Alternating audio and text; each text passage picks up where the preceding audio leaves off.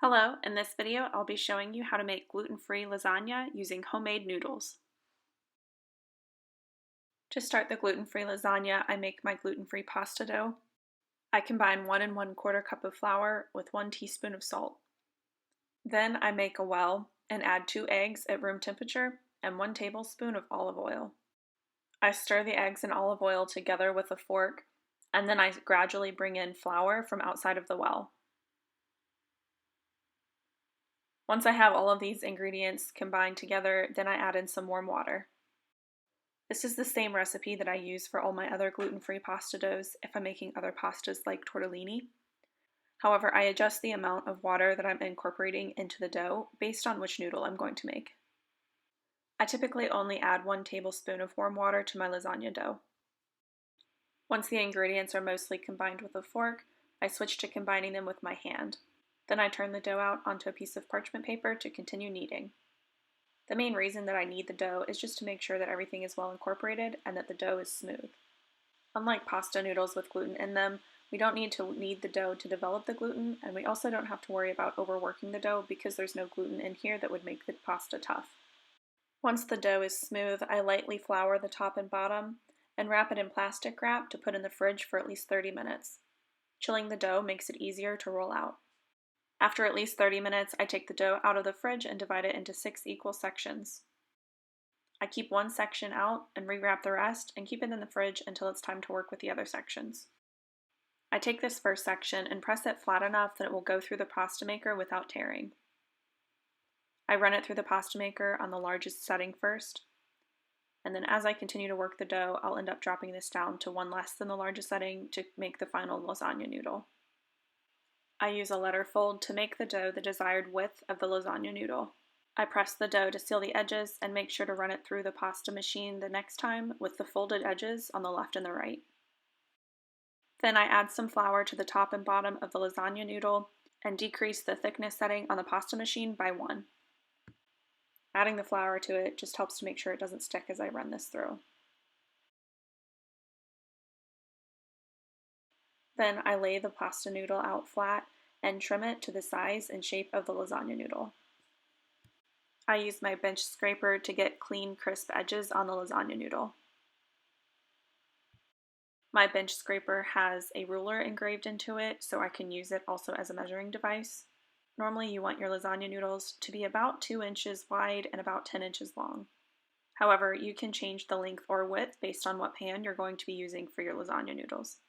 I'm going to be using an 8x8 pan.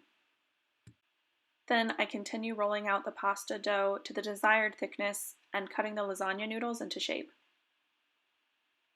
I'll mention here that the reason I'm using an 8x8 pan is because I like a thicker lasagna that has more layers rather than a thinner lasagna with just a couple of layers. I also make some smaller sizes of lasagna noodles that I will be able to use to fill any gaps as I stack up the layers of noodles in the lasagna. When I trim off the jagged edges of lasagna noodle, I keep any of the pieces that I cut off and put that into the next section that I roll out. This way I'm able to use most of the dough that I've made. As I'm making the noodles, I'm laying the completed noodles onto a baking pan that's lined with parchment paper. Once I have one entire row of noodles done, I place a new piece of parchment paper on top of the noodles so that the noodles won't stick together while they're resting and I'm making other noodles. Now that the noodles are done, I add 1 pound of ground beef into a skillet over medium heat. You can use any meat to fat ratio for the ground beef. Just be sure that if you use a high fat content, you might want to drain off the fat before adding in the marinara once it's done cooking. While the beef is browning, I make the ricotta mixture that will go into the lasagna. For the cheese filling, I combine 15 ounces of ricotta, 1 egg, half a cup of Parmesan cheese, 3 cloves of minced garlic, half a teaspoon of parsley, half a teaspoon of basil, half a teaspoon of oregano, and half a teaspoon of salt. Then I mix all of these ingredients together. Once the ground beef has finished cooking, I drain the fat and add in 1 full jar of marinara sauce. I mix the marinara sauce and the meat together and let it sit over medium-low heat while I start to stack up the lasagna. At this point, I also turned my oven on to 350 degrees Fahrenheit. I always start the very bottom layer of lasagna with the meat and sauce mixture. This makes sure that there is moisture underneath the noodles, which allows them to cook. I place a layer of noodles on top of the meat and the sauce mixture, and then top the noodles with a layer of the ricotta cheese filling. I repeat these layers by putting the meat and sauce on top of the ricotta cheese, topping that with the noodles, and then topping that again with the ricotta cheese mixture. After laying down the very last layer of lasagna noodles, I top this with the meat and sauce mixture rather than the ricotta cheese mixture. Once that is evenly spread, I then sprinkle some mozzarella cheese over the top. Then I cover the lasagna dish with aluminum foil and bake it in the oven for 30 minutes.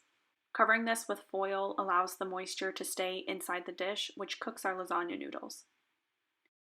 Because I'm using fresh lasagna noodles, I don't have to boil these before putting them into the dish. However, if you're using boxed noodles, you would need to cook the noodles based on the box instructions before placing them into the lasagna pan. After baking for 30 minutes, remove the lasagna from the oven and take the aluminum foil off. Then return this to the oven and cook for an additional 20 minutes. Once the lasagna has finished baking, allow it to cool slightly for about 10 minutes before cutting into it. This allows the cheese inside the lasagna to set up a little bit so it won't be as runny when you cut out your first piece. Then serve the lasagna warm. If you don't eat the whole dish on the same night, let it cool completely before storing it for leftovers. This can keep in the fridge for up to 4 days. Thanks for watching this video on how to make gluten-free lasagna with homemade noodles. Let me know how it worked out for you in the comments below, and as always, like and subscribe to see more content.